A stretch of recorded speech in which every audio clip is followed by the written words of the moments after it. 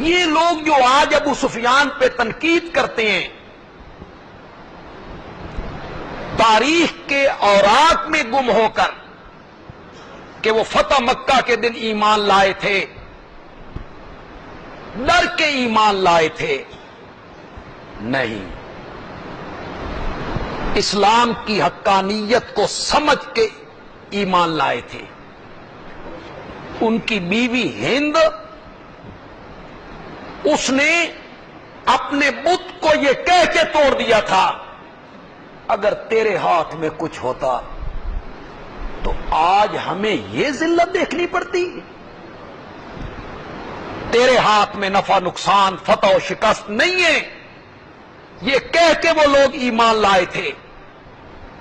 ابو سفیان جب دامن اسلام میں آئے فتح مکہ کے دن، آپ ان کی خدمات کو فراموش نہ کریں۔ ان کی بیٹی نبی پاک کی اہلیہ ہیں، رملہ، جن کو ہم ام حبیبہ کہتے ہیں، یہ ابو سفیان کی بیٹی ہے۔ اس لحاظ سے ابو سفیان نبی پاک کے سسر ہوئے، سسر بنے۔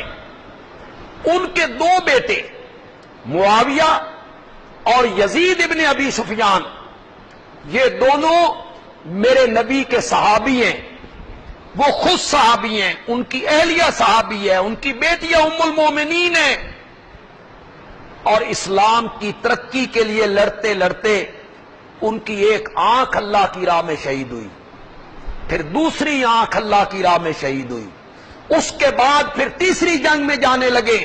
لوگوں نے منع کیا کہ آپ بوڑھے بھی ہیں، نابینا بھی ہیں، آپ نہ جائیں، آپ لڑ نہیں سکتے۔ ابو سفیان نے ایک جملہ کہا تھا، لڑ نہیں سکتا ہوں، لڑوا تو سکتا ہوں، تم میرے تجربے سے فائدہ حاصل کریں۔ آج جو لوگ ابو سفیان کو اس لیے تنقید کا نشانہ بناتے ہیں کہ ان کا تعلق بنو امیہ سے ہے، یا وہ معاویہ کا باپ ہے، یا وہ یزید کا دادا ہے، اس نسبت سے ان پہ تنقید کی جاتی ہے۔ کیوں؟ اٹھاؤ حدیث کی کتابیں۔ جب میرے پیارے پیغمبر مکہ کو فتح کر کے آئے ہیں تو میرے نبی نے یہ جملہ کہا ہے کہ جو کافر بیت اللہ کے اندر آ جائے میں اس کو امن دے دوں گا، کچھ نہیں کہوں گا، کچھ نہیں کہوں گا۔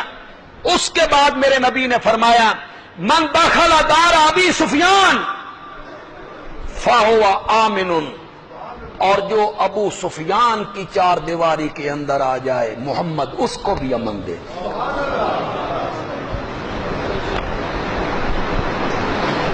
میں منفی لہجہ اختیار نہیں کرنا چاہتا، لوگ منفی لہجہ اختیار کرتے ہیں۔ کیا مکے میں ہاشمیوں کے گھر موجود نہیں تھے؟ بولتے کیوں نہیں؟ حضرت عباس کا گھر نہیں تھا؟ حضرت علی کا گھر نہیں تھا؟ ہاشمیوں کے گھر کوئی نہیں تھے مکے میں؟ ہاشمیوں کے گھر بھی تو تھے نا، لیکن میرے نبی نے دار امن کس کے گھر کو قرار دیے؟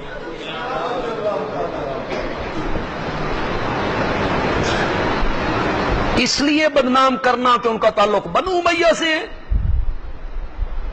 بنو امیہ کوئی معمولی قبیلہ ہے؟ یا بنو امیہ کی جو خدمات ہیں اسلام کے لیے معمولی ہیں؟ یہ تم نے کہانیاں گھڑی ہیں کہ ہاشم اور امیہ دو بھائی تھے، جڑ میں پیدا ہوئے تھے، ان کی پیٹھیں ملی ہوئی تھیں، تلوار کے ذریعے ان کو جدا کیا گیا، اور اس دن جو تلوار چلی نا پھر ان کی نسل میں چلتی گئی۔ یہ جب جڑے ہوئے پیدا ہوئے تھے تو وہ تھے دائی لگ گیا سائیں۔ جو دنیا کا جھوٹ ہے تم نے گھاڑ لیا ہے، کہاں لکھا ہوا ہے؟ کس کتاب میں آیا ہے کہ ہاشم اور امیہ جڑواں پیدا ہوئے تھے؟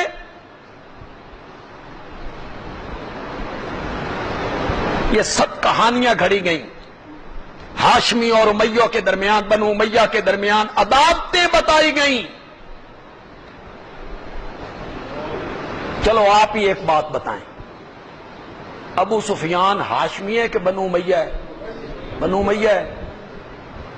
ان کی بیٹی ام حبیبہ وہ ہاشمی ہے کہ بنو امیہ ہے؟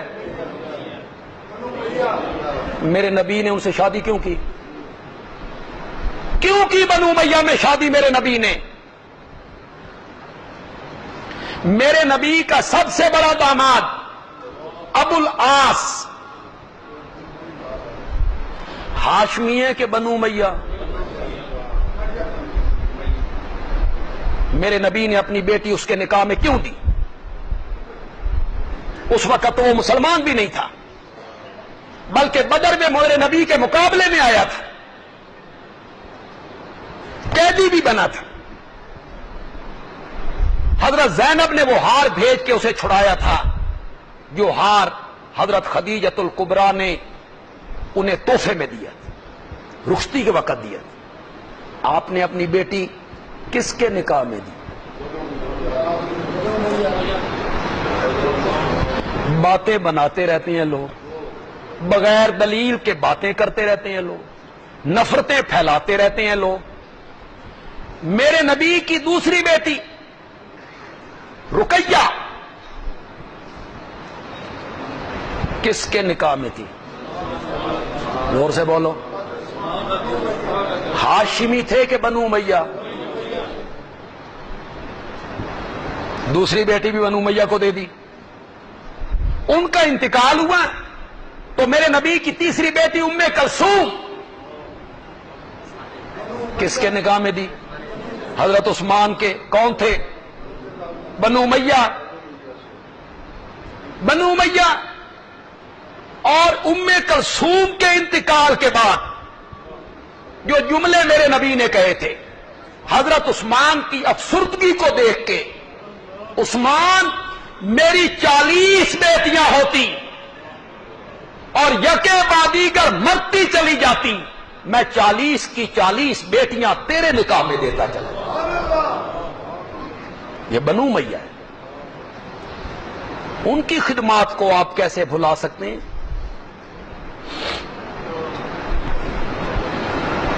میرے پیارے پیغمبر ہجرت کر کے مدینہ آ گئے. میٹھے پانی کا صرف ایک کنواں تھا، بیر روما، وہ یہودی کے قبضے میں تھا، وہ پانی بیچتا تھا. مسلمانوں کو تکلیف تھی.